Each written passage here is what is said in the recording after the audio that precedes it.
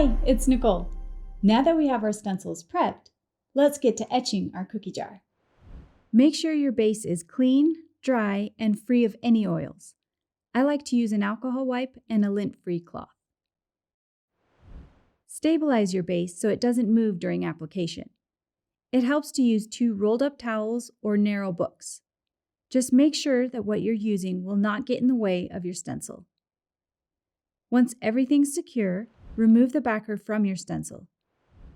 I like to use parchment paper to prevent the stencil sticking prematurely while aligning my design. Place the center of the stencil down, making a U shape. Then slowly smooth down the stencil from the center, removing the parchment as you go.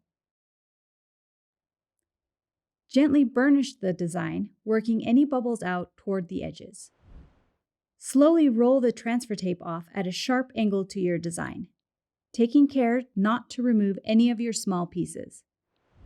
Then, go over all the edges of the design to be sure they are firmly adhered.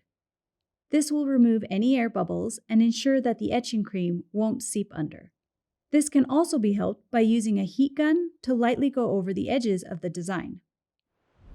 Tape the outer edges and any more areas you want to protect from the etching cream.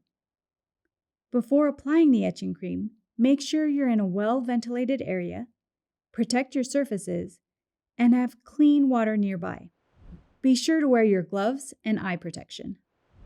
Use a small brush to apply an even coat of etching cream to the design areas of the stencil. Keep the brush straight and use a back and forth motion, following the direction of the design.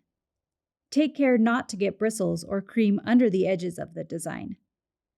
Move across the stencil to cover all areas.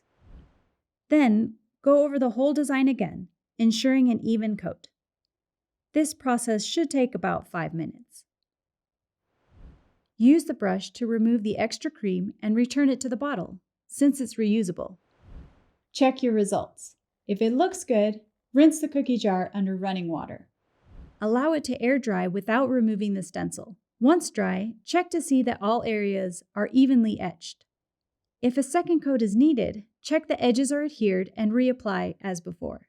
Once everything is clean and dry, peel off the stencil and any tape.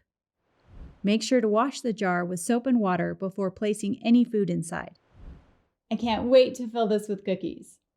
In the next video, we'll walk you through using our little honeybee image as a wood-burning stencil.